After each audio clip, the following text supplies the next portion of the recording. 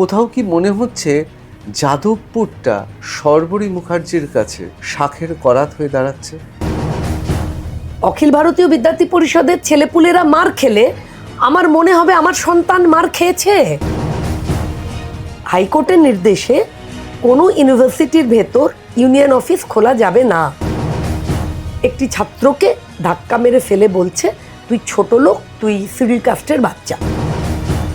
পাশে যখন আপনার এত কাছের ডক্টর স্বপন দাশগুপ্তর মতো মানুষ আছেন, যাদবপুরের ঘটনা নিয়ে তো একবার আলোচনাও করতে পারতেন।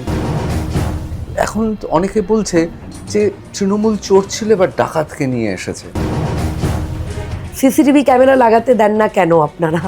গণচুম্বন চলতে পারে, মুক্ত চিন্তার মধ্যে অকপটে নেশা করা যেতে পারে, মুক্ত চিন্তার মধ্যে বোধহয় অন্তর্বাস পরে হাঁটা চলা করা যেতে পারে, মুক্ত চিন্তার মধ্যে কন্ডম ঝুলিয়ে সাজিয়ে দেওয়া যেতে পারে, মুক্ত চিন্তার মধ্যে স্যানিটারি প্যাডে আলতা দিয়ে নানান রকম কুড়িচিকর কথা দিয়ে সাজিয়ে দিতে পারে।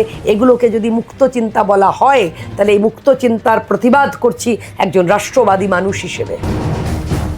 যাদবপুরের মাটি রাষ্ট্রবাদীদের ঘাঁটি। যাদবপুরের রাষ্ট্রবাদ দিচ্ছে ডাক, লেনিনবাদ নিপাত যাক। তার মানে এমএলএ নাম্বার, মানে দিদি এমএলএ নাম্বার 1 এখন শর্বরী দি।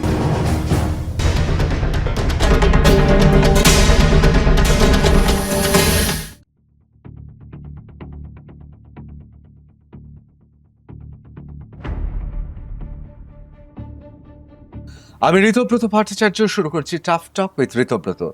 আজকে আমাদের সঙ্গে রয়েছেন এই মুহূর্তে বাংলায় তাণ্ডব সৃষ্টিকারী যাদবপুরের বিধায়িকা অর্থাৎ এমএলএ শর্বরী মুখার্জি। শর্বরীদি, আপনার আমি জানি না ভালো লাগলো না খারাপ লাগলো, কিন্তু তাণ্ডব শব্দটার সঙ্গে আপনি জড়িয়ে গিয়েছেন পুরো। না, আসলে আমার কাছে তাণ্ডব শব্দটার সঙ্গে কোথাও একটা পাওয়ার, মানে আমরা শিবের তাণ্ডব। তো আমার শব্দটা আসলে যে যে মাত্রা পেল আর কি, ব্যাপারটা ছিল যে রাত্রিবেলা 10:45 বাজছে, আমার অফিসে আমি রাত 11টা অবধি কাজ করি।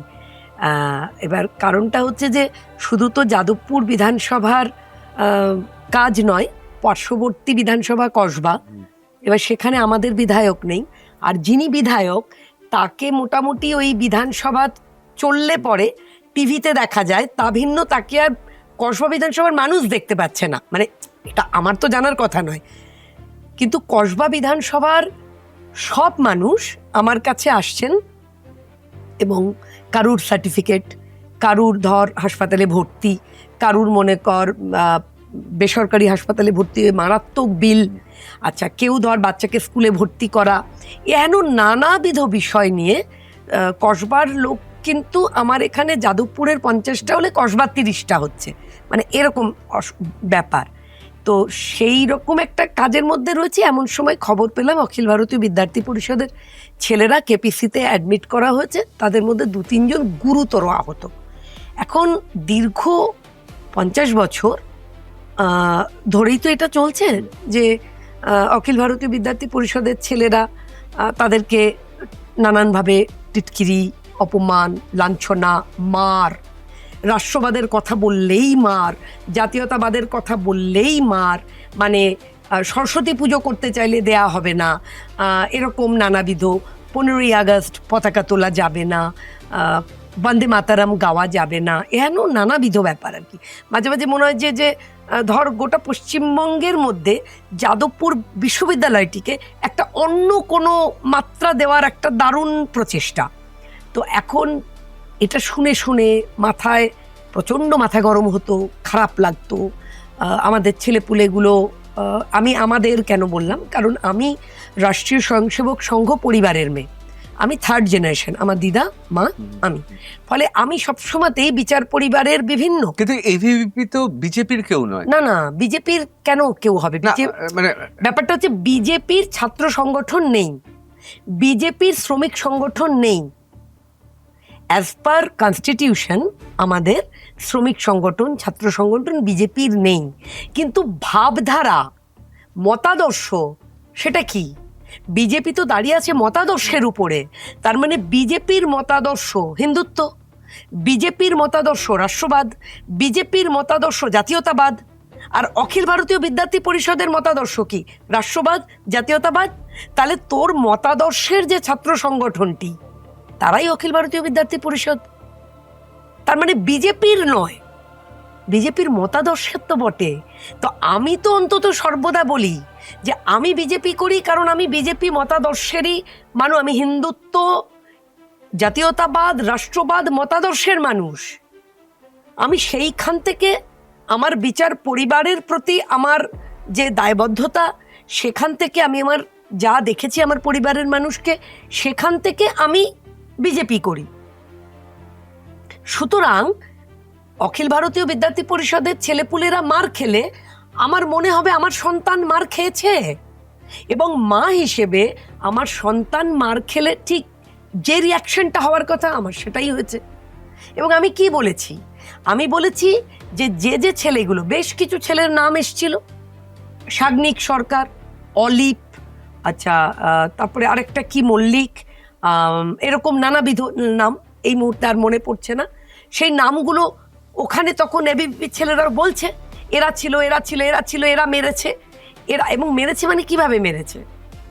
ধর রাত্রি 9:15 জিবি হচ্ছে, জিবি ডাকা হচ্ছে, হাইকোর্টের নির্দেশে কোনো ইউনিভার্সিটির ভেতর ইউনিয়ন অফিস খোলা যাবে না, যাবে না, অ্যাজ পার হাইকোর্ট রুলস।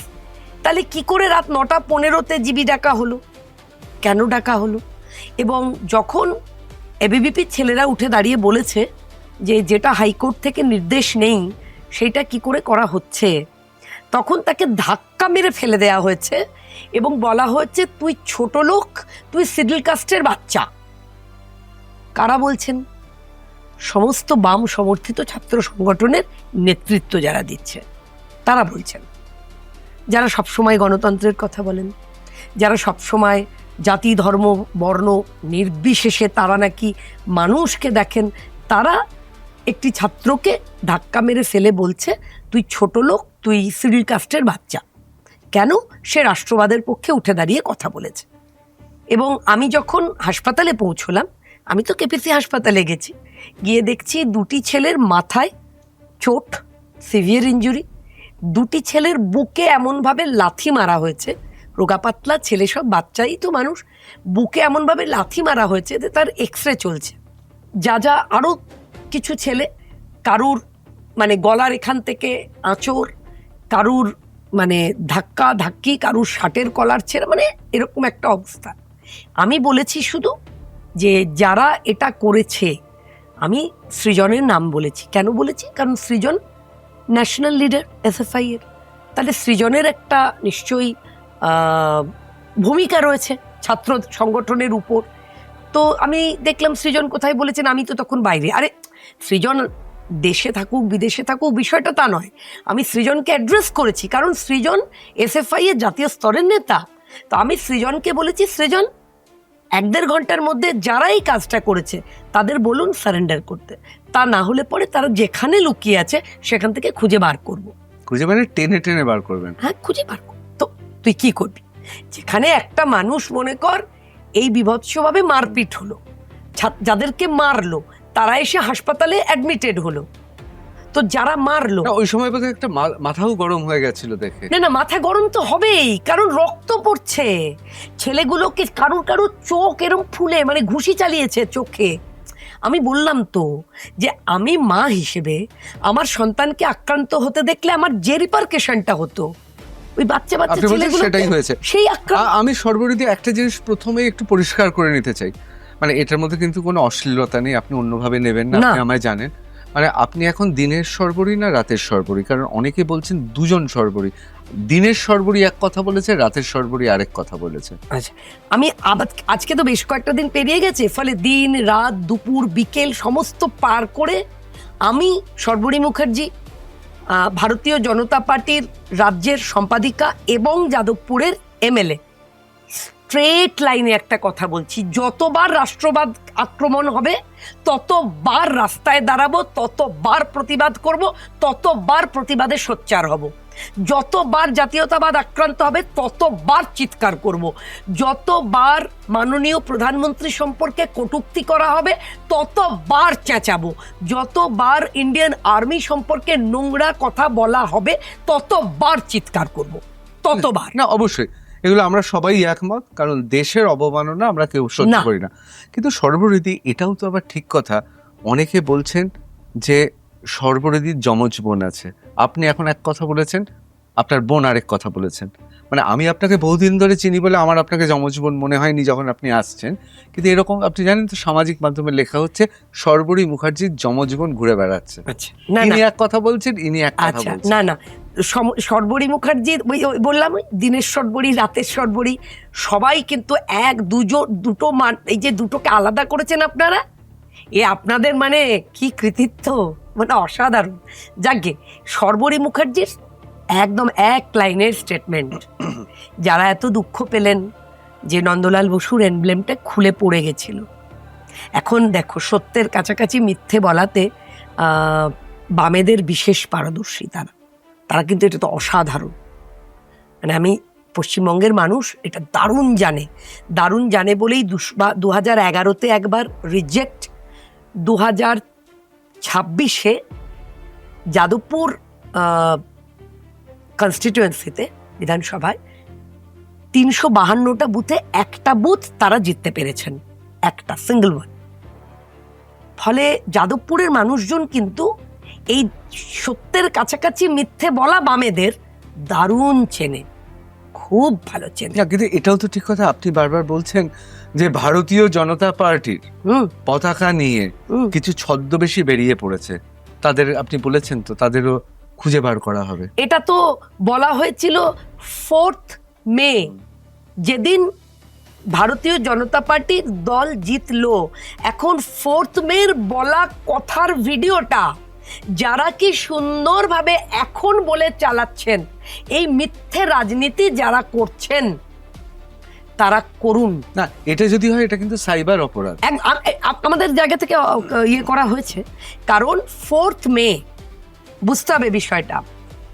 আমাদের মাননীয় রাজ্য সভাপতি এবং আমাদের সেই মুহূর্তে বিরোধী দলনেতা ছিলেন, কারণ জেতার পরে তখনও তো আমরা মুখ্যমন্ত্রী হিসেবে ঘোষণা হয়নি, শুভেন্দু অধিকারী মহাশয় দুজনেই বারবার বলেছেন যে 2021 সালে আমরা যে ধরনের পোস্টপোল ভায়োলেন্স দেখেছিলাম,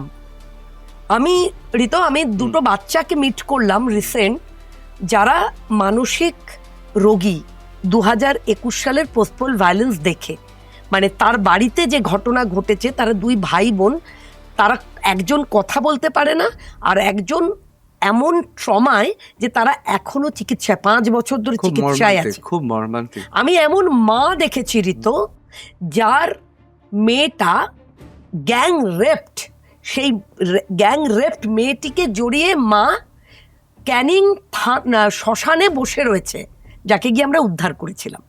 2021-এর এই ঘটনাগুলো আমাদের নেতারা মাননীয় শ্রমিক ভট্টাচার্য, মাননীয় শুভেন্দু অধিকারী মহাশয় দুজনেই বারংবার বলেছিলেন, আপনারা প্রত্যেকটা বিধায়ক কিন্তু এই বিষয়ে বিশেষ সংবেদনশীলতা রাখুন যে কিছুতেই যেন যে ঘটনা 2021-এ ঘটেছে তার রিপিট না হয়। এবার বিষয়টা কি ওনারা বলছেন এবং ওনাদের কথা শুনে আমরাও কেন বারবার এই বার্তা দিলাম। আপনি যদি ওই ভিডিওটা থাকে দেখবেন, সেদিন আমি একটা হলুদ রঙের শাড়ি পরেছিলাম, হলুদ রঙের একটা ওই জামদানি টাইপের একটা শাড়ি পরেছিলাম। সেটা হচ্ছে 4 তারিখ বা 5 তারিখ, এবং সেদিনকে বারবার কি বলেছিলাম যে রাত্রির 8টার পরে, 4th মে রাত 8টার পর যারা মুখে গেরুয়া আবির মেখে হাতে বিজেপির পতাকা নিয়ে বিজেপি হয়ে গেছেন, তাদের বিরুদ্ধে আমরা কিন্তু খোঁজ খবর করব, তাদেরকে কিন্তু বিজেপি বলে স্বীকৃতি দেব না। এই কথাটা হচ্ছে 4 তারিখ বা 5 তারিখ মে মাসের। কেন? তার কারণ ভাই, প্রচারের সময় একটার বেশি 2টো অটো পাইনি ভাই প্রচার করাকালীন। প্রচারের সময় বুথে কারা বসবেন তাই নিয়েও আমাদের চিন্তার ভাঁজ পড়েছিল আমার এবং আমার যিনি চিফ ইলেকশন এজেন্ট ছিলেন অভিজিৎ রায় দাদার, দুইজন মিলে আমরা সমস্ত সবাই মিলে যারা আমরা আমাদের দায়িত্বে, সেন্ট্রাল লিডাররাও ছিলেন, যে বুথে আমরা সঠিক লোক দিতে পারবো তো, আমরা আমাদের যারা ড্যামি ক্যান্ডিডেট হচ্ছেন তাদের জন্যে আমরা বুথে এজেন্ট দিতে পারবো তো, এটি আমাদের চিন্তার ভাঁজ ছিল। সেই দলই জেতার পরে 4 তারিখ বা 5 তারিখে আমরা দেখছি প্রতিটা অটো তারা বিজেপির পতাকা, মানে জাস্ট তৃণমূলের পতাকাটা খুলেছে, বিজেপির পতাকাটা লাগিয়ে নিয়েছে। কেন? কে বলেছে আপনাদের বিজেপির পতাকা লাগাতে? কেউ বলেছে?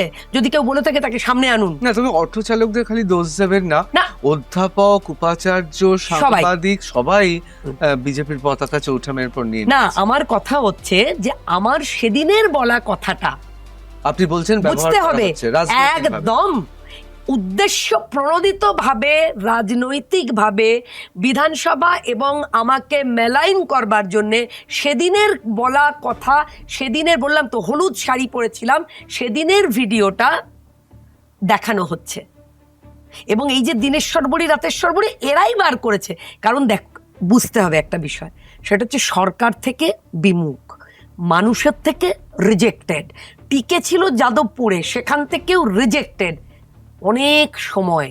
এবং আমরা কি বলি, যখন আপনার অনেক অবসর, কাজ নেই, তখন আইডলস ব্রেন ডেভিলস ওয়ার্কস, আমরা এটা বলি তো, যে শয়তানের মস্তিষ্ক তখন খোলে যখন আপনার কোনো কাজ নেই। ফলে এখন ওদের কাজ নেই, ওদের এটাই কাজ যে বিভিন্নভাবে কি করে বিধানসভাকে মেলাইন। সর্বরদি অন্যভাবে নেবেন না, আমি একটু অন্য প্রসঙ্গে কথা বলছি। এই মুহূর্তে সত্যি তো বিরোধীদের কোনো কাজ নেই। আমরা একদল বিরোধীদের দেখছি এনসিপিআই হয়ে গেছে, আরেক দল বিরোধীদের দেখছি, বিশেষ করে বিধানসভায় তাদের যা হাল দেখছি, ভালো এবং খারাপ। কেউ বলছে কেদো তৃণমূল, কেউ বলছে বিকিয়ে যাওয়া তৃণমূল, এসব তো চলছে। কিন্তু এই সময় আবার ভারতীয় জনতা পার্টি নেতা, মন্ত্রী, বিধায়ক, আমি সবার কথা কিন্তু বলছি না, কিন্তু অনেক ক্ষেত্রে নাকি তারাও চেষ্টা করছে যে এই যে তৃণমূলের যে রেসিপি ছিল এত তাড়াতাড়ি বড় লোক হয়ে যাওয়া, কোটি কোটি টাকা তোলা, তাদের লোকেদের নিয়ে বসে এখন তারা খুব ব্যস্ত যে কিভাবে তোলা উঠতো। এটা কি আপনার মনে হচ্ছে যে ভারতীয় জনতা পার্টিকে, মানুষ তো দেখুন অনেক আশা নিয়ে ভোট দিয়ে এনেছিল তৃণমূলের দুর্নীতি এবং পশ্চিম বাংলাটা যাতে ইসলামিক জঙ্গিদের হাতে না চলে যায় তার জন্য, একদম, কিন্তু এই ধরুন সমস্ত জায়গায় এখন অনেকে বলছে যে তৃণমূল চোর ছিল এবার ডাকাতকে নিয়ে এসেছে। দেখুন, এটা একটা ন্যারেটিভ তৈরি করা হচ্ছে, ক্রিয়েটেড ন্যারেটিভ। আমি এটাও বলছি না যে কোথাও যে কোনো সমস্যা নেই, আমি সেটাও বলছি না, কিন্তু তার সঙ্গে আমি এটাও বলছি যে কিছু কিছু কথা, ওই আমরা একটা সিনেমা ইন্ডাস্ট্রিতে একটা ব্যবহার করি, জানো তো, একটা শব্দ, সেটা হচ্ছে ইন বিটুইন লাইন্স। আমাদের পরিচালকরা, তুমি নিজেও একজন পরিচালক, তুমি নিশ্চয়ই তোমার আর্টিস্টদেরকে যখন একটা সিনকে ব্রিফ করো, তখন এইভাবে ব্রিফ করো যে শুধু ডায়ালগটাতে যাবেন না, ইন বিটুইন লাইন্স মানে কেন এটা বলছেন, এইটাকে খুঁজে বার করা, এটা একটা কাজ।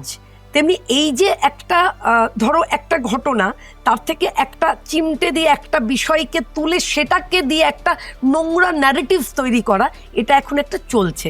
এটা সব মানে আমি কি বলবো, দেখো, মানে খারাপ তৃণমূল ভালো তৃণমূল আমি যাচ্ছি না, কারণ এই জন্যই যাচ্ছি না, আমার মাঝে মাঝে মনে হয় যে মমতা ব্যানার্জির কি দুর্ভাগ্য মহিলার, যে উনি দলটা ওনার কিনা, তাই জন্য ওনাকে কোর্টে পৌঁছতে হয়েছে। মানে তোমার নিশ্চয়ই মনে আছে, আমি বারবার একটা কথা তোমার স্টুডিওতে এসে বলতাম, যে রাজনৈতিক দল কোনো নীতি আদর্শ ছাড়া থাকবে, সেটা কখনোই দল হবে না, সেটা একটা প্রাইভেট লিমিটেড কোম্পানি হতে পারে, যেটা মমতা বন্দ্যোপাধ্যায় এবং অভিষেক বন্দ্যোপাধ্যায়ের ছিল। তো সেই যে নীতিহীন, আদর্শহীন একটা কোম্পানি, যেটাকে 15 বছর ধরে দলের আকার দিয়ে একটা চালিয়ে গেলেন ওরা, এবং বিরোধীদের উপরে যে অত্যাচার করেছে, তোমরা সাংবাদিক, তোমরা সবাই জানো যে কি মর্মান্তিক অত্যাচার। মানে আমি বলছি, ধরো আমি তোমাদের সামনে আজকে দাঁড়িয়ে বলছি যে আমার 27-28 বছরের সিনেমার জীবনের ক্যারিয়ার, গত 5টা বছর অর্থাৎ 21 সাল থেকে 26 সাল আমি একদিনও কাজ করিনি। এটা নিয়ে তোমার সাথে আমার বারবার কথা হয়েছে, এটা তো সত্যি, বারবার কথা হয়েছে। এবং শুধু আমি কেন, এরকম অনেকে আছে। এবং আমি এটাও তোমার ওখানে এসে বলেছি, এরকমও হয়েছে যে আমাকে টেকনিশিয়ানরা আলাদা করে বলেছেন যে দিদি, যদি 2টো মিছিলে তৃণমূলের না যাই, তাহলে পরে স্টুডিওতে এসে শুনতে হচ্ছে যে এই কার্ডটা নিয়ে দেখা করবি। তো অরূপবাবু স্বরূপবাবু এটা করেছেন। কিন্তু এসব করে লাভ কি হলো? বিশেষ করে আপনি এমএলএ হয়েছেন, কিন্তু আমি অভিনেত্রী হিসেবে বলছি, লাভ কি হলো? ধরুন, দেখুন, আজকে সায়নী সে দাঁড়িয়ে মাননীয় প্রধানমন্ত্রীর সঙ্গে প্রাতরাশ সাধছে, আজ বাদে কাল সে আপনার নেত্রী হয়ে দাঁড়াবে, আপনার লোকসভাতে হয়তো সে প্রার্থী হয়ে যাবে, আপনাকে তার হয়ে খাটতে হবে। এই যে ধরুন নুসরত, আমরা এবারেও ভোটে দেখলাম যে তৃণমূল কংগ্রেসের হয়ে তিনি প্রচার করেছেন বিভিন্ন জায়গায়, আমি নিজেও দেখেছি বারাসাতে প্রচার করেছেন। আজকে তাকে আবার দেখতে পাচ্ছি আমাদের অত্যন্ত বিশেষ করে শ্রদ্ধেয় অর্থমন্ত্রী ডক্টর স্বপন দাশগুপ্তর অনুষ্ঠানে, সেই তসলিমা নাসরিন যেবার এসছিলেন সেই নৈশভোজে তাকে আপ্যায়ন করা হচ্ছে, তিনি রয়েছেন। তা এসব করে তো সর্বপ্রতি লাভ হলো না। তার কারণটা দেখুন, সায়নীর বিরুদ্ধে তো অনেকে অনেক কিছু বলেন, বিশেষ করে তার একটা পোস্টকে নিয়ে আমরা জানি যে উত্তাল হয়ে গিয়েছিল বাংলা। এখন সেই জায়গায় দাঁড়িয়ে সমস্ত কিছু তো মাফ হয়ে যাচ্ছে। না, এটা না, আমি এভাবে দেখছি না আসলে। এটা এই জন্য এভাবে দেখছি না যে দল সংগঠন দুটো আলাদা, মানে সরকার এবং দল সম্পূর্ণ দুটো আলাদা। মানে অ্যাকচুয়ালি গত 15 বছর তৃণমূলকে দেখে দেখে আমাদের প্রত্যেকের মাইন্ডসেট এমন হয়ে গেছে যে তৃণমূল সরকার আর তৃণমূল দল মিলেমিশে একাকার ছিল, কেমন? এটা কখনোই আলাদা ছিল না। কিন্তু ভারতীয় জনতা পার্টির দল সর্ববৃহৎ পার্টি এবং পশ্চিমবঙ্গের রাষ্ট্রবাদী সরকার দুটো কিন্তু এক জায়গায় নেই। ফলে সরকার বা সরকারের অর্থমন্ত্রী তিনি একটি অনুষ্ঠানে তাসলিমাকে ডেকেছেন, তাসলিমা এসছেন, এবং তাসলিমা যেহেতু একজন লেখিকা, আমি তা বলছি না, আমি বলছি তার অনুষ্ঠানে সমস্ত শিল্পী, কবি, সাহিত্যিকদের আহ্বান করা হয়েছে। তো সেই আহ্বানে কারা গেছেন সেইটাকে দেখে এটা ভাবার কোনো কারণ নেই যে আমাদের আন্দোলনটা মিথ্যে হয়ে গেছে। মানে এটা খুব ছোট করে দেখা হবে। ছবিগুলো আপনাকে কোনোভাবে বিড়ম্বিত না না না মানে এসো হাত ধরে পার্লামেন্টে দুজনে হাত ধরে দাঁড়িয়ে আছে, না না না না। তার কারণ হচ্ছে যে অভিনেত্রী বলেছিল যে চৌঠা মেয়ের পর, হ্যাঁ আমি জানি ভিডিওটা সবাই দেখেছে, আমি জানি তারপর হাত ধরে না। বিষয়টা হচ্ছে যে ধরুন আমরা কি হয়, ওই যে বললাম ইন বিটুইন লাইন্স, ওই চিমটে ধরে টেনে ওইটা। মানে আমি এটা আপনাকে কেন জিজ্ঞেস করছি সর্ববিধি, তার কারণটা হচ্ছে যারা আপনাকে চেনেন গভীরভাবে, আপনারা তো আজকের বিজেপি নন, না না না, বা আপনারা ধরুন অন্য কোনো কারণে বিজেপি হন না, আপনারা তিন পুরুষের একদম। এবং জাতীয়তাবাদী এবং সঙ্গে আছেন। ঋতু, আমি যখন বিজেপি এসেছিলাম তখন আঙুল দেখিয়ে আমাকে বলা হতো ওই যে বিজেপি, বিজেপি এরকম করে ডাকতো আমাকে। আমারই আর্টিস্ট, কলাকুশলী বন্ধু, টেকনিশিয়ানস, তারা বিজেপি, ওই দা বিজেপি যাচ্ছে। আমাকে একজন নাম দিয়েছিলেন সাম্প্রদায়িক সর্বরী, যেহেতু আমি বিজেপি করতাম। তো আমার কথা হচ্ছে যে দেখুন, সংগঠন একরকম, দল এক, সরকার একরকম, কিন্তু মানুষ তারা কিন্তু দারুণ জবাব দিলেন। হিন্দুত্বের একটা জয় জয়কার হলো। এবং আপনি তুমি বিশ্বাস করো ঋতু, যদি চৌঠা মে এই সিদ্ধান্তের জায়গায় মানুষ এতটুকু ভুল করে ফেলতো, তাহলে আমি তোমাকে আবারও বলছি, এটা আগেও বলেছি, আমি আবারও তোমাকে বলছি যে 1946 সালের যে হিন্দু নিধন যজ্ঞ কলকাতা দেখেছিল, দ্য গ্রেট ক্যালকাটা কিলিং, সেই একই দৃশ্য হয়তো আবার কলকাতা দেখতো যদি চৌঠা মের এই সিদ্ধান্তে হিন্দু বাঙালি এই যে একত্র হয়ে যে সিদ্ধান্তটা দিলেন, সেই সিদ্ধান্তে এতটুকু ভুল হয়ে যেত। তাহলে কিন্তু আবারও কলকাতায় হিন্দু নিধন যজ্ঞ শুরু হতো। ফলে আমি পশ্চিমবঙ্গের আপামর মানুষ এবং আমার যাদবপুরের 1,06,992 জন মানুষ, যাদের সমর্থনে, যাদের আশীর্বাদে, যাদের ভালোবাসায় আমি আজকে মাথা উঁচু করে যাদবপুরের জন্যে কিছু কাজ করব বলে কখনো বিধানসভার অভ্যন্তরে কথা বলছি, কখনো মাননীয় দপ্তরগুলো, মন্ত্রীদের দপ্তরে বিভিন্ন কাজ অ্যাসেম্বল করবার চেষ্টা করছি। এইটা যে করতে পারছি, আমার কাছে যাদবপুর বড় আদরের জায়গা। এবং আমি কিন্তু ঋতু যাদবপুরে হঠাৎ করে প্রার্থী হইনি। আমার একটা দীর্ঘ রাজনৈতিক জীবন যাদবপুরেই আমার আমার যে ধরো সমাজ সেবার কাজ, সবাই তোমরা জানো যে 2020 সালের 21শে মার্চ লকডাউন ঘোষণা হলো। 2020 সালের 23শে মার্চ থেকে আমি এবং যিনি আমার ইলেকশন এজেন্ট হয়েছিলেন অভিজিৎ রায়, আমরা দুজনে মিলে আমাদের সমস্ত যাদবপুরের আমাদের ভারতীয় জনতা পার্টির সমস্ত স্তরের নেতৃত্ব এবং কার্যকর্তারা মিলে আমরা একটা কমিউনিটি কিচেন করেছিলাম, এবং যাদবপুর তার সঙ্গে সঙ্গে কিছুটা টালিগঞ্জ, কিছুটা সোনারপুর দক্ষিণ, আমরা প্রতিদিন প্রায় 2,500 থেকে 3,500 রান্না করা খাবার নিজেরাই বাজার করতাম, রান্না করতাম, প্যাকেজ করতাম এবং বাড়ি বাড়ি পৌঁছে দিয়েছি। রেড ভলেন্টিয়ার্সদেরও কিন্তু ক্যান্টিনটা কাজ আগে কিন্তু আমাদের কমিউনিটি কিচেন শুরু হয়েছিল, তারপরে রেড ভলেন্টিয়ার হয়েছিল। না, আমি এখানেই আসছি সর্বরিদি। আমি আপনাকে নিয়ে অসুবিধাটা কোথায়, মানে আমি কেন এই কথাটা বলছি, যে আপনি অসম্ভব পরিশ্রম করলেন কোভিডের সময়। 2021-এ কোট আনকোট সুন্দরী, আপনার থেকে বয়সে কম নায়িকাদের নিয়ে এসে বিভিন্ন জায়গায় প্রার্থী করে দেওয়া হলো। আপনাকে চ্যানেলে চ্যানেলে শুধু মুখপাত্র করে পাঠানো হলো, আর এলাকাতে আপনি কাজ করলেন। সেবারের ফল তো দেখাই গেছে কি হয়েছে। আবার দেখুন, আজকে আপনি যখন লড়াইতে নেমেছেন যাদবপুর নিয়ে, ধরুন পাপিয়া অধিকারী, তিনি তো টলিউড ইন্ডাস্ট্রি নিয়ে নেমে পড়েছেন। আবার অন্যদিকে যদি দেখা যায় যে অন্য যারা রয়েছেন তারা এক একজন এক একটা জায়গায় ব্যাপৃত হয়ে পড়েছেন। আপনি যাদবপুরে রাষ্ট্রবাদ প্রতিষ্ঠা করার জন্য যখন লড়ছেন, তখন একের পর এক হেভি ওয়েট মানুষজন তারা কিন্তু আপনার বিরুদ্ধে বিষোদ্গার করছেন। মাননীয় শ্রমিক ভট্টাচার্য মহাশয় সুপণ্ডিত, সুবক্তা, তিনি পরিষ্কার করে দিলেন এবিভিপি কোনোভাবেই ভারতীয় জনতা পার্টির সঙ্গে জড়িয়ে নেই। আবার অন্যদিকে স্বপন দাশগুপ্তর ভিডিও বার্তা, মাননীয় ডক্টর স্বপন দাশগুপ্তর ভিডিও বার্তা, অনেকে বলছেন আসলে এটা আপনাকে শিক্ষা দেওয়ার জন্যই করা হয়েছে।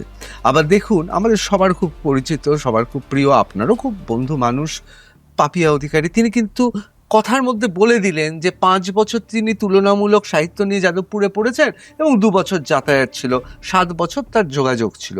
মানে শর্বরী মুখার্জি টলিউডের অভিনেত্রী, যিনি গত 6 বছর ধরে অভিনয় করার সুযোগই পাননি ভারতীয় জনতা পার্টি করার জন্য, তিনি যখন যাদবপুর নিয়ে, তিনি যখন রাষ্ট্রবাদের পক্ষে এবং লালেদের বিরুদ্ধে দাঁড়াচ্ছে, তখন তার পার্টির লোকেরাই কিন্তু পেছন দিক থেকে তাকে আঘাত করছে।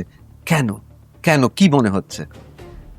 দেখুন, আমি একটি এমন মানুষ যে আমার কাছে রাষ্ট্র সর্বোপরি, মাথায় রাষ্ট্র। আমার কাছে রাষ্ট্রবাদই একমাত্র যা আমাকে প্রতিদিন নতুন নতুনভাবে আমাকে ইন্সপায়ার করে বেঁচে থাকার, কাজ করার, সমাজে কিছু দেবার, এবং আমার বিরুদ্ধে কে বা কারা কি বলছেন আমি বিশ্বাস করি যে সেইটা শোনার জন্যে যতটুকু সময় আমি সেটুকুও ব্যয় করতে নারাজ। কারণ আমি দলের অনুগত একজন সৈনিক। দল আমার কাছে আগে দেশ, তারপরেই দল। সুতরাং আমি ব্যক্তি তার অনেক পরে, এবং যারা ব্যক্তি তারাও আমার কাছে দেশ বা দলের পরেই। ফলে আমি যদি জানতাম যে আমি দেশের বিরুদ্ধে যারা কথা বলছেন, রাষ্ট্রের বিরুদ্ধে যারা কথা বলছেন, আমি তাদের বিরুদ্ধাচারণ করার জন্যে, আমি যদি কোথাও কেউ আমাকে দুঃখ দিয়ে থাকে বা কারুর বলা কথা আমাকে আঘাত দিয়ে থাকে, আমি সেটাকে আঘাত বলে নেব না। কিন্তু আঘাত দিয়েছেন তো? না, আমি আপনাকে আঘাত বলে নেবই না। আপনি কি করলেন? আচ্ছা, ডক্টর স্বপন দাশগুপ্তর সঙ্গে, উনি তো একেবারে আপনার পার্শ্ববর্তী বিধায়কও বটে। একদম। তা এই উনার ভিডিও বার্তার পর আপনি ফোন করে কথা বলেছিলেন? না, আমার সাথে গতকাল দাদার দেখা হয়েছিল, এবং আমি একটা কথা বিশ্বাস করি আর কি, সেটা হচ্ছে যে দেখুন, দাদা তার শিক্ষার গুণে, তার জ্ঞান, তার একটা বিদগ্ধ মানুষ, পণ্ডিত মানুষ, এবং দাদা আমাকে খুব স্নেহও করেন, খুব। কারণ এই মানুষটাই কিন্তু যাদবপুর জেতার পর, যেদিন আমরা প্রথম সব বিধায়করা এক জায়গায় হয়েছিলাম, ইনি কিন্তু প্রথম এসে আমার মাথায় হাত দিয়ে বলেছিলেন, তুমি অসাধ্য সাধন করেছ। সেটাও তো আমি ভুলবো না, আমি তো সেটাও ভুলবো না। কারণ ইনি সেই মানুষ যিনি আমায় এটাও বলেছিলেন যে, সর্বরী, আমার সমস্ত বন্ধু বান্ধবেরা যারা বাইরে থাকেন তারা বলেছেন যে কে এই মেয়েটি তো অসাধ্য সাধন করেছে, তুমি আমাদের গর্বিত করেছো। এটাও তো আমি ভুলবো না, সেটা হয়তো আপনারা শোনেননি। কিন্তু এটাও তো আপনার নিশ্চয়ই মনে আছে, যাদবপুর বিশ্ববিদ্যালয় যে ভাইস চ্যান্সেলর উপাচার্যের বিরুদ্ধে আপনাদের এভিভিপিদের একজোটে অনেক অভিযোগ রয়েছে। কিছুদিন আগে তো সেখানেও তিনি গিয়েছিলেন এবং সেখানে গিয়ে তো কথাবার্তা ঋতু, এটা কি জানেন তো, মানে দেখুন, স্বপনদার মতন একজন বিদগ্ধ পণ্ডিত মানুষ, তাকে যদি কোনো কলেজ, কোনো ইউনিভার্সিটি তাকে আহ্বান করেন, তাকে ডাকেন, তার সাথে কোনো বিষয় ইন্টারাক্ট করতে চান, তাহলে তিনি যাবেন, এটাই স্বাভাবিক। না স্বাভাবিক, কিন্তু স্বাভাবিক, কিন্তু এটা অস্বাভাবিক না সর্বরিদি? আপনার মতো মানুষ পাশে যখন আপনার এত কাছের ডক্টর স্বপন দাশগুপ্তর মতো মানুষ আছেন, যাদবপুরের ঘটনা নিয়ে তো একবার আলোচনাও করতে পারতেন, তাহলে হয়তো তাণ্ডবের এই আহ্বানটা নাও দিতে হতে না না, সেটা সেটা একদম ব্যক্তিগত তার কথা, তার ভাবনা। এটা নিয়ে আমি তার থেকে বয়সে অভিজ্ঞতায় ছোট একটা মানুষ, আমি কখনোই আমি জাজমেন্টের জায়গায় দাঁড়াবো না। কিন্তু আমি এটা বলতে পারি ঋতু, আমি এটা বলতে পারি যে আমার প্রাথমিকভাবে আমার মনে হয়েছিল যে এই যে একটা বিশ্রী কাজ, আমাদের ছেলেপুলেগুলোকে যেভাবে মারা হলো, উনি কিন্তু এটারও প্রতিবাদ করেছেন। উনি কিন্তু যে শিক্ষাক্ষেত্র কেন এই পরিস্থিতি তৈরি হবে, শিক্ষাঙ্গনে কেন এই পরিস্থিতি তৈরি হবে, কেন সেখানে রাষ্ট্রবাদের পক্ষে কেউ কথা বললে তাকে ছোট লোকের বাচ্চা বলা হবে, তাকে সিডিল কাস্টের বাচ্চা বলা হবে, তার বুকে পেটে মাথায় লাথি ঘুষি চড় কেন আইনত অপরাধ, এটা কেন হবে অপরাধ? তো ওনার এই প্রতিবাদটার মধ্যে কিন্তু এটাও ছিল যে উনি এই সিস্টেমটার প্রতিবাদ করলেন।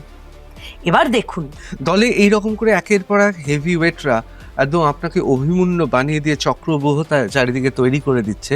সেই সময় কৃষ্ণও কোথাও কোথাও আছে, আপনি এটা ভাবছেন কেন? সেই কৃষ্ণ কি অভিমন্যু, সেই কৃষ্ণ কি মাননীয় মুখ্যমন্ত্রী? কারণ উনি আপনাকে সমর্থন জানিয়েছেন, তাহলে কি আপনি ফোন করে কান্নাকাটি করেছিলেন? না না, আমি কাঁদবার, আমি মাননীয় সহজে কাঁদবার মানুষ নই। না, মাননীয় মুখ্যমন্ত্রীকে বলেছিলেন যে আমি রাষ্ট্রবাদ প্রতিষ্ঠার পক্ষে, আমি শুনুন, যাদবপুরের এই রকম জায়গায় আমি দাঁড়িয়ে লড়াই করছি 100 বার। আমি কেপিসিতে পৌঁছে আমি মাননীয় মুখ্যমন্ত্রীকে জানিয়েছিলাম একদম যে আমি এই মুহূর্তে কেপিসিতে আছি, ছেলেগুলো ভীষণ ইনজিওর্ড, আমি এখান থেকে, ওরা সবাই থানায় যাচ্ছে এবং যথারীতি একজনকে অন্য সিনিয়র লিডারকে সেখানে যাওয়া উচিত, তার কারণ বিজেপির যুব মোর্চারাও তো এবিভিপির সঙ্গে থানায় পৌঁছেছিল, যাতে এজিটেশনটা এবিভিপিরই হয়, সেটা বলবার জন্যে আপনার কাছে নিশ্চয়ই তার রেকর্ডও থাকবে যে আমি থানার সামনে গিয়ে অন ক্যামেরা আমি বলেছিলাম যে এখানে বিজেপির কেউ কোনো স্লোগান দেবে না, বিজেপির ছেলেরা দূরে সরো, এটা এবিভিপির আন্দোলন, এবিভিপি আন্দোলন করবে, আমাদের শুধু তাদের চারপাশে অ্যাজ এ প্রোটেকশন তাদের থাকা উচিত, যেন আর তাদের উপরে কোনো অত্যাচার না হয়, আর যেন তাদের উপর কোনো আক্রমণ না হয়। এটাও কিন্তু অন রেকর্ড আছে, খুঁজলে পেয়ে যাবেন, অন রেকর্ড আছে এটা। এবং আমি আমার প্রত্যেকটা স্টেপ মাননীয় মুখ্যমন্ত্রীকে জানিয়েছিলাম, প্রতিটা স্টেপ মাননীয় মুখ্যমন্ত্রীকে জানিয়েছিলাম। আপনার প্রত্যেকটা পদক্ষেপ আমি মাননীয় মুখ্যমন্ত্রীকে জানিয়েছিলাম। এবং আমি আপনাকে এইটা শুধু বলছি যে এই যে অভিমন্যু শব্দটা, এই যে শ্রমিক বাবু, মানে আমাদের খুবই সুবক্তা এবং পণ্ডিত মানুষ শ্রমিক ভট্টাচার্য, ভারতীয় জনতা পার্টির রাজ্য সভাপতি এবং অবশ্যই তিনি রাজ্যসভার মাননীয় সাংসদ, তিনি বলছেন ডক্টর স্বপন দাশগুপ্তর মতো একজন আপনি শ্রমিকদার, না শ্রমিকদা প্রথম বলাটা মানে আবার কিন্তু এটা ওই ন্যারেটিভ সেট হচ্ছে, কারণ শ্রমিকদা প্রথম বলেছে এগুলো আপনার সমর্থনে তো কেউ বলেন না, আমার তো সমর্থন, কেউ তো একবারও বলেননি সর্বরি যা করছেন তাতে রাষ্ট্রবাদ আরো উজ্জ্বল হচ্ছে যাদবপুর বিশ্ববিদ্যালয়। আমি একটা কথা বলি ঋতু, সেটা হচ্ছে যখন সত্যের জন্য লড়াই করা হয় তখন কে তার পিঠ চাপড়ালো সেটার প্রয়োজন পড়ে না। যারা নন্দলাল বসুর এমব্লেমটা খুলে পড়ে গেছে বলে যারা এত দুঃখ পেলেন, তাদের বলবো আসুন না, এই রাষ্ট্রবিরোধী কুরুচিকর লেখা দিয়ে যাদবপুর বিশ্ববিদ্যালয়ের দেয়ালগুলো যে ভরে আছে সেগুলোকে হোয়াইট ওয়াশ করে আসুন না, নন্দলাল বসু সংবিধানে যে ছবিগুলো এঁকেছেন ভারতীয় সংবিধানে যতগুলো প্রচ্ছদ আছে, প্রচ্ছদ এবং যতগুলো ছোট ছোট ছোট ছোট ছবি প্রতিটা পাতায়, সেগুলো নন্দলাল বসুর আঁকা। সর্বদি আপনি জানতেন না? না, আমি শেষ করি। এমব্লেমটা নন্দলাল বসুর আঁকা, আপনি জানতেন? হ্যাঁ, কেন জানবো না, 100 বার জানতাম। এবং নন্দলাল বসুর আঁকা আমাদের সংবিধানের যে ছবিগুলো, আসুন না সবাই মিলে আমরা দেয়ালের ওই নোংরা কথা, কুৎসিত কথা, আর্মি সম্পর্কে নোংরা কথা, মানে কি যে লেখা আছে ঋতো, আপনি গিয়ে একদিন দেখে আসবেন। আপনি নিশ্চয়ই দেখেছেন, বারবার দেখেছেন, আপনি একজন অত্যন্ত মেধাবী সাংবাদিক, আপনি বারবার দেখেছেন, আবারও দেখুন যা লেখা রয়েছে। তো যারা এতটা দুঃখ পেলেন যে ওই এমব্লেমটা তার দিয়ে বাঁধা ছিল, খুলে গেছে, সেটাকে যারা ভেঙে ফেলেছে, এই সমস্ত ন্যারেটিভ সেট করছে, তারা খুব দুঃখ পেয়েছেন তো যে নন্দলাল বসুর এমব্লেমটা ভেঙে পড়েছে। তাদের বলছি, আসুন না আমরা চেষ্টা করি যাদবপুর বিশ্ববিদ্যালয়ের প্রতিটা দেয়াল ঋষি অরবিন্দ, যিনি স্রষ্টা, যিনি কেন তৈরি করেছিলেন এই বিশ্ববিদ্যালয়টি, ব্রিটিশের বিরুদ্ধে বাঙালি মেধার স্ফুরণ যাতে ঘটে, সেই জন্য তৈরি হয়েছিল যাদবপুর বিশ্ববিদ্যালয়।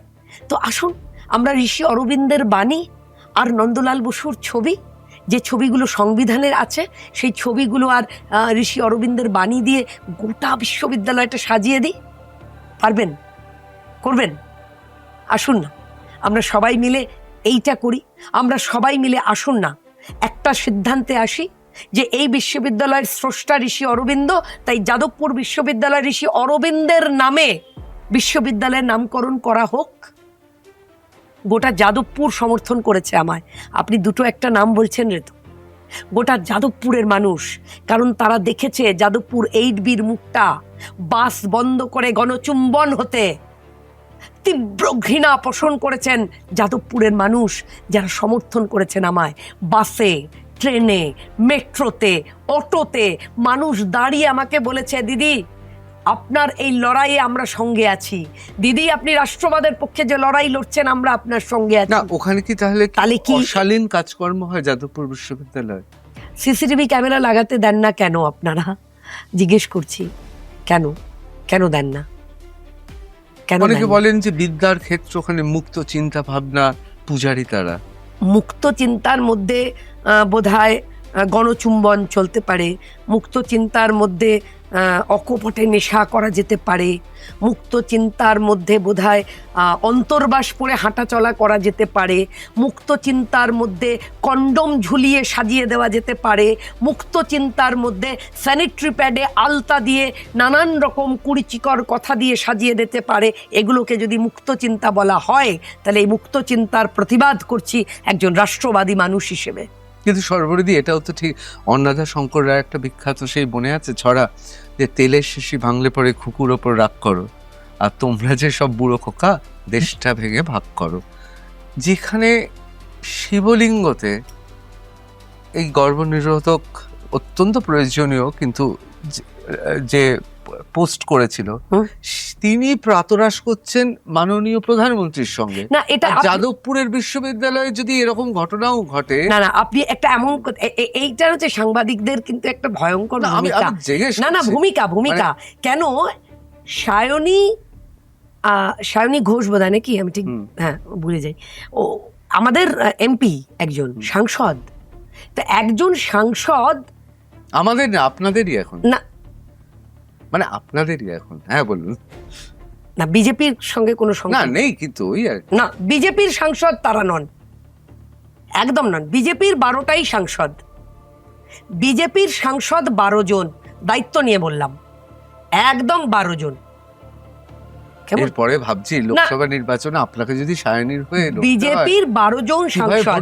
এবার কথা হচ্ছে যে সায়নী ঘোষ একজন সাংসদ, তিনি প্রধানমন্ত্রীর সঙ্গে কথা বলছেন বা এক কাপ চা খাচ্ছেন, সেটা তো মানে পার্লামেন্টারিয়ান একজন, তিনি প্রধানমন্ত্রীর সঙ্গে বসে ব্যাখ্যা করতে চা খেতে পারেন না, কোনো কষ্ট নেই।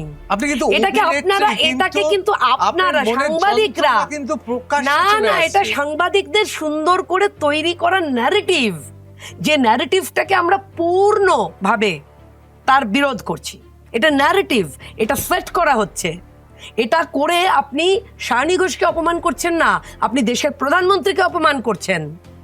আপনি দেশের প্রধানমন্ত্রীকে, তার রাষ্ট্রবাদকে, তার দেশকে বিশ্বগুরুর স্থানে বসানোর 1947 সালের ভিশনকে নিয়ে তিনি ভারতকে যে পর্যায়ে পৌঁছতে চাইছেন, আপনি সেই মানসিকতাকে আপনি সন্দেহ প্রকাশ করছেন।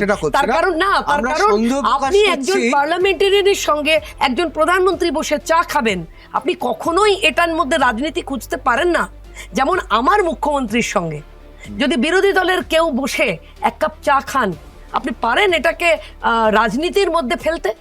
কারণ একজন মুখ্যমন্ত্রী, তিনি যেমন আমার মুখ্যমন্ত্রী, তেমনি যেমন ধরুন আমি যাদবপুরে 49% ভোট পেয়েছি, তাহলে আমি প্রার্থী ছিলাম বিজেপির, আমি বিধায়ক যাদবপুরে, তাহলে যারা আমাকে যে 51% ভোট দেননি, আমি তাদেরও বিধায়ক, তাদেরও একই অধিকার রয়েছে আমার সঙ্গে এসে কথা বলবার, তাদের ভালো খারাপ সুখ দুঃখ আমার সঙ্গে ভাগ করার, এবং আমারও দায়বদ্ধতা রয়েছে তাদের জন্যও সমভাবে চিন্তা করবার।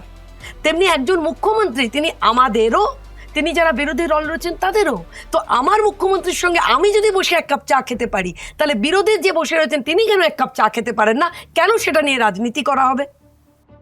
মাননীয় প্রধানমন্ত্রী তিনি একজন পার্লামেন্টারিয়ানের সঙ্গে বসে এক কাপ চা খাচ্ছেন, কেন এটা আলোচনা হবে? দুজন সাংসদ কথা বলছেন, গুড মর্নিং জানাচ্ছেন, আপনি আমার সঙ্গে গুড মর্নিং জানাচ্ছেন, হ্যান্ডশেক করছেন, শুধু সেই ছবিটুকুকে নিয়ে কেন নোংরা রাজনীতি করা হবে? আপনাদেরও সাংবাদিকদেরও কিন্তু একটা ভূমিকা রয়েছে সমাজ গঠন এবং সমাজকে সুশিক্ষিত সুশৃঙ্খলিত রাখার। দেখুন, সাংবাদিকরাও কিন্তু বা সংবাদ মাধ্যম এই গণতন্ত্রের চতুর্থ পিলার। সুতরাং সেই মাধ্যমটা কিন্তু শুধু ক্রিটিসিজমের নয়, সেই মাধ্যমটা কিন্তু ওই চিমটে দিয়ে একটা কোনো কিছুকে বার করা নয়। ভালো কথা বলেছেন, মানে আমি সর্বরিধি সত্যি আমি শুনছিলাম আপনার কথা, তবে এটাও ঠিক যে সাংবাদিকরা শুধুমাত্র ক্ষমতায় এসেছে বলেই স্থাবকতা শুরু করে দিয়েছে, সেটাও সাংবাদিকতা নয়। আমাদের তো বলতেই হবে অতন্ত্র প্রহরার মতো। সর্বরিধি, ছোট পর্দায় নাটক থিয়েটারে কাজ করা হয়েছে, বড় পর্দায় কাজ করা হয়েছে, যাত্রার মতো একটা এত গুরুত্বপূর্ণ গণমাধ্যমে কিন্তু আপনি কাজ করেন না না না না করিনি। এবং আপনাকে আমি বলছি, বীণা দাশগুপ্ত, আমি তখন বেশ ছোট, মানে আমি বলছি যে মীরার বধুয়া যখন উনি করছেন, তো তখন আমি বেশ ছোট। আমি আমার মামা মাসি আমার মামিকে আমি মানি বলতাম, আমার মানি, আমার ছোট মাসি মুন্না, আমরা সবাই মিলে দেখতে যেতাম। মানে আমাকে প্রায় চল বলে নিয়ে চলে যাওয়া হতো আর কি। তো আমার একটা স্বপ্নের মনে হয়েছিল যে কি করে লাইভ। এবং তারপরে আমি একটু বড় হবার পরে সেই বীণা দাশগুপ্ত যমুনা আজও কাঁদে বলে একটা যাত্রা হয়েছিল। তার অনেক পরে আমি বীণা দাশগুপ্ত এবং সৌমিত্র জেঠুর সঙ্গে একটা সিনেমা করেছিলাম শত্রু মিত্র। সেইটা করার সময় আমি হচ্ছি দজ্জাল বৌমা, আর বীণা দাশগুপ্ত হচ্ছে আমার শাশুড়ি, যার উপর আমি অত্যাচার করছি। আমি প্রতিটা সিন করতাম, আর এসে জড়িয়ে ধরে আমি বীণা মা বলতাম, আল্লাহ মা আমি তোমার সঙ্গে এটা করছি, মা আমি তোমাকে কি বলছি। আর তিনি খালি আমার মাথায় হাত বোলাতেন, বলতেন যে তুই কত ভালো অভিনয় করছিস বল, যে আমার চোখে এমনি জল এসে যাচ্ছে, আমাকে গ্লিসারিন নিতে হচ্ছে না। যাত্রা করবেন, এইটা হচ্ছে কথা, যে কখনো মনে হয়নি না, মনে হয়েছে একাধবার যে একটা মিডিয়া তো জানতেই পারলাম না। আমি যেহেতু খুব ছোট বয়স থেকে থিয়েটার করি এবং আমার বাবা মা আমার থিয়েটারের গুরু, তো ওরা আমাকে হাতে করে অভিনয় শিখিয়েছেন।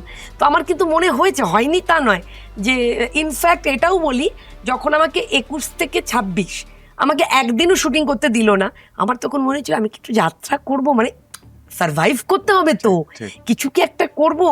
তো আমি একটা মজার কথা বলি, যে একজনের সাথে আমি একটু কথাও বলতে চেষ্টা করেছিলাম, কিন্তু ঘুরে ফিরে বুঝলাম বিজেপি করলে আপনি যাত্রাটাও করতে পারবেন না। আপনি বিজেপি করতেন বলে যাত্রাও না, দরজা ছিল বন্ধ, আমি দরজা বন্ধ। সর্বরিধি, খুব হালকা চালে কথাটা বলছি, এটা সিরিয়াসলি নেবেন না। আপনার কিন্তু এই অতৃপ্ত বাসনা কিন্তু সামাজিক মাধ্যম পূরণ করে দিয়েছেন। বিভিন্ন জায়গায় কমেন্ট হচ্ছে যাদবপুরে আপনি কিন্তু যাত্রা করছেন। দেখুন, এই কমেন্টগুলো যারা করছেন, যেমন ধরুন আমি একটা কমেন্ট বলছি, একজন সিপিআইএম এর একজন নেতা ফেসবুকেই বেশি দেখি বা মিডিয়াতেই বেশি দেখি, রাস্তাঘাটে কমই দেখি তাকে। তো তিনি যেমন দেখলাম বললেন পিতৃদেবের বিয়ে, কি ওনাকে, তো এখন উনি নিজে যেহেতু কসবাতে 2-3 বার দাঁড়াবার চেষ্টা করেছিলেন, যেতেননি, বারবার 3 বার হেরেছেন উনি, তা উনি এরকম বললেন।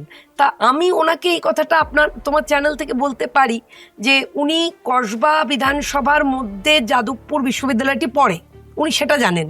ওনার কাছে দুটো ইনফরমেশন নেই। নাম্বার 1, যে মাননীয় মুখ্যমন্ত্রী এটা বলেছেন যে যাদবপুর বিশ্ববিদ্যালয়টি কসবাতে পড়ে, কিন্তু কসবাতে আমাদের বিধায়ক নেই, তাই যাদবপুর বিশ্ববিদ্যালয়টি দেখাশোনা করবেন যাদবপুর বিধানসভার বিধায়িকা। এটা ওনার কাছে ইনফরমেশন নেই। 2, মানে এটা এটা প্রশাসনিক স্তরে একদম নিশ্চয়ই নিশ্চয়ই প্রশাসনিক স্তরের সিদ্ধান্ত। এবং আরেকটা কথা উনি বলেছেন যে যাদবপুরের বিধায়িকার কি পিতৃদেবের বিএফি এসব বলেছেন, যাকে আমি ওগুলো নিয়ে, বয়সে ছোট ছেলেপুলেদের সঙ্গে আমি এ ধরনের কথা বলি না। ওনারা বলতে পারেন, ওনারা নানাবিধ কথা বললেন, কুৎসা করতে করতে ওনারা সমস্ত লেভেল ছাড়িয়ে গেছেন। ওনারা আমার শাড়ি, আমার চুল, আমার কাজল, আমার লিপস্টিক, আমার টিপের রং সব নিয়ে বলেছেন। এবং আমি, ধরুন আপনি আমাকে দীর্ঘদিন ধরে, তুমি আমাকে চেনো, আমি যারা স্টুডিও পাড়াতে আমাকে চেনে, আমার যারা কালিগস, তাদের প্রত্যেকের ছিল এটা কথা, সর্বরিদি সারাদিন মেকআপ করার পরে আমরা কিরম দেখতে হয়ে যাই, তুমি কেমন সুন্দর একই রকম থাকো, কারণ আমার ঘাম কম হয়, তো ওই জন্য আমার সকালবেলা যেভাবে রেডি হই, এই যে চড়া মেকআপ বলছে এটা একদম মিথ্যে। আমি সকালবেলা 9টার সময় বাড়ি থেকে রেডি হয়ে বেরোই ঋতু, আমি বাড়ি ঢুকি রাত 11টায়। তুমি আমাকে 11টার সময়তেও দেখবে, এবং আমার ব্যাগটা আমি তোমার সামনে আছি, খুলে দেখো, আমার ব্যাগে 2-4টে খুব এমার্জেন্সি ওষুধ আর কিছু কাগজপত্র ছাড়া আমার ব্যাগে তুমি আর কি পাও একটু দেখে নাও প্লিজ। এবং আমার অফিসেও আমি বললাম, স্ট্রিং অপারেশন করতে পারে যারা এসব বলছেন টলছেন যে আমি নাকি আন্দোলনে যাওয়ার আগেও নাকি একটু মেকআপ করে নিই, এটা আসলে অভিনয় করি, তো ওই জন্য এরা সব বলছেন। অভিনয় না করলে আবার অন্য কিছু বলতেন। অভিনয় মাধ্যম, তাই মেকআপ নিয়ে কথা বলা যায়, তাই চুল বাঁধা নিয়ে কথা বলা যায়, তাই ঠোঁটের লিপস্টিক, চোখের কাজল নিয়ে কথা বলা যায়। আমি যদি হয়তো একজন অধ্যাপিকা হতাম, তাহলে আবার তো অন্য কিছু নিয়ে কথা বলতেন। এরা তো কথা খোঁজে, এরা খুঁজছে আর কি। তো আমার কথা হচ্ছে যে কসবার ওই যে 3বারের ভোটে দাঁড়ানো ছেলেটি, যিনি আমাকে বাবার বিয়ে ঠিয়ে বললেন, মানে পিতৃদেবের বিয়ে বলেছেন, তাকে আমি বলি আপনি একটু খোঁজ নেবেন কসবায়। কসবা বিধানসভার সাধারণ মানুষ, তারা যেহেতু ওই বললাম বিধায়ককে পায় না, আর বাকি যারা কাউন্সিলে ছিল তারা তো পালিয়েছে, তারা তো যতক্ষণ সরকারে ছিলেন, মানে রোজগার ছিল, সব কাউন্সিলররা ছিল, যেই রোজগার বন্ধ কাউন্সিলররা হাওয়া। এখন যা জমিছি বাবা, সেইটাকে রাখি কি করে, সেইটাকে কি করে মানে লুকিয়ে রাখি, সেইটার কি করে মানে নানান রকমভাবে ছড়িয়ে ছিটিয়ে দিই যাতে আমার নয় ওর নামে এগুলো করা যায়। ফলে কসবা বিধানসভার প্রতিটি সাধারণ মানুষ, তারা কিন্তু যাদবপুর বিধানসভায় পরিষেবা পান প্রত্যেকে। আপনি খোঁজ নেবেন একটু, কসবা বিধানসভা সাধারণ মানুষ তাদের সার্টিফিকেট, তাদের মানে যা যা রেসিডেন্সিয়াল সার্টিফিকেট বলুন, তাদের ডাক্তারের ভর্তি বলুন, তাদের বিল কমানো বলুন, তাদের ছাত্র ভর্তি বলুন, তাদের বেসরকারি স্কুলগুলোতে ফিজ একটু কমিয়ে দেওয়ার কথা বলুন, গোটা কসবা বিধানসভার মানুষ যাদবপুর বিধানসভায় আমার অফিস থেকে এসে তারা পরিষেবা পান। এবং আমি যতবার কসবায় গেছি ততবার আমি বলেছি সেটা। আশেপাশের আপনার বিজয়ী, আপনার দলের বিধায়ক, হেভিওয়েট সব বিধায়ক, তারা পায়নি, আপনি কিন্তু আপনার রাজত্ব প্রসারিত করে ফেলেছেন। যাদবপুরের সঙ্গে কসবা পেয়েছেন, একদম মানে অর্ধেক কাজ তো করতে হচ্ছে। সেই গুপি বাগাতে রাজকন্যা রাজত্ব এবং অর্ধেক রাজত্ব এবং রাজকন্যা পেয়ে গেছেন। আমাকে তো কাজ করতেই হবে, কারণ দেখুন কসবাতে 66 নম্বর ওয়ার্ডটি ছাড়া সব ওয়ার্ডে আমরা জিতেছি। 66 নম্বর ওয়ার্ড যেখান থেকে আমরা জিততে পারিনি, না পারবেন কারণ মনেও হয় না, পুরো ডেমোগ্রাফিটাই আলাদা 66 নম্বর ওয়ার্ডে।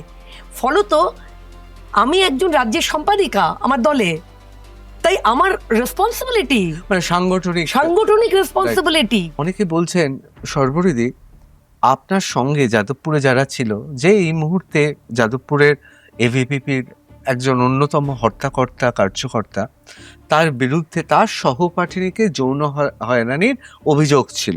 আমি জানি পরবর্তীকালে সুপ্রিম কোর্ট থেকে ক্লিন চিট, সবই জানি, কিন্তু আপনার কি মনে হচ্ছে এতে কোথাও ভাবমূর্তি নষ্ট হচ্ছে আপনার, বা এভিপিপির, বা রাষ্ট্রবাদীদের? দেখুন, মিথ্যে মিথ্যে দায় দিয়ে কাউকে ফাঁসানো যেতে পারে, কিন্তু যে মানুষটি ক্লিনচিট পেয়ে যায় সেই মানুষটা সম্পর্কে আবার এই কথাগুলো ওঠে কেন? কেন ওঠে?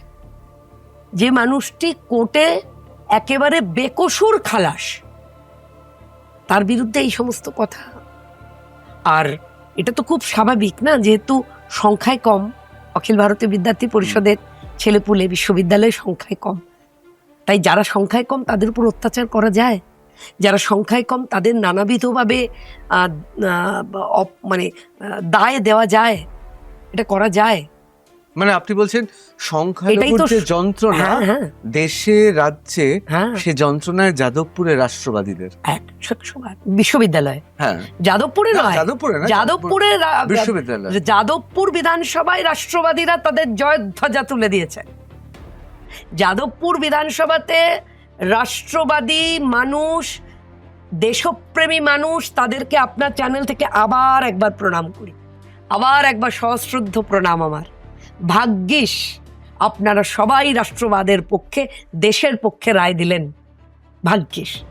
আমি এবার একেবারে শেষ আরো একটি টাফ প্রশ্ন করব, সেটা হচ্ছে সর্বরিদি আপনার জয়ে তো একটা আনন্দ হয়েছে রাষ্ট্রবাদীদের, যাদবপুরে যারা ভারতীয় জনতা পার্টির কর্মী সমর্থক তারা তো আনন্দিত হয়েছে, কিন্তু সেই আনন্দের আতিশয্যে আপনার নাকি কাছের খুব দুজন যারা আপনার অনুগামী, যারা আপনার সঙ্গে রয়েছেন, আপনার সঙ্গে কাজ করেন, তারা চলে গেছিলেন দোকান দখল করতে। সর্বরী মুখার্জির দোকান দখল করার দুটো কথা, দূর, এক তো চিনি না আমি ভদ্রমহিলাকে চিনি না, আমি কোনদিন দেখিনি, নাম্বার ওয়ান।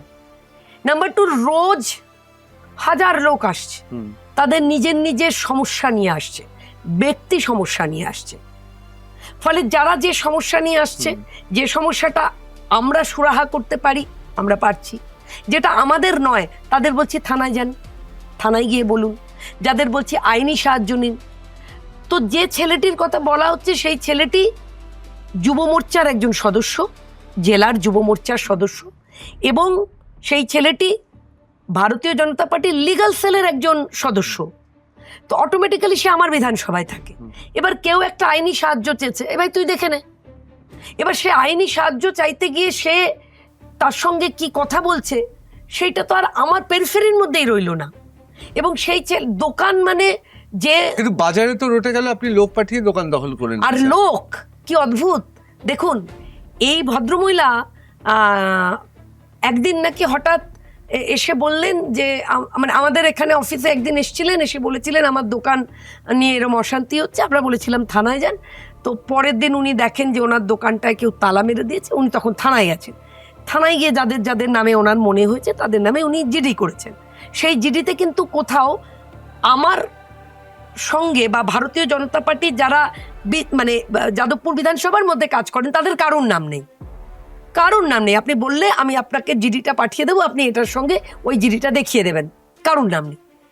তার 1 মাস পর ওনাকে কে বা কারা নানান বুদ্ধিশুদ্ধি দিয়েতে উনি চলে গেছেন জনতার দরবারে, এবং উনি গিয়ে এটা বলছেন, এমন দুটো লোকের কথা বলেছেন, তার মধ্যে এমন একজনের কথা বলেছেন রাজাদা, যিনি 1 তারিখ মানে 1 জুন থেকে 13 জুন তিনি ছিলেন তার ফ্যামিলিকে নিয়ে হিমাচল প্রদেশে বেড়াতে গেছিলেন।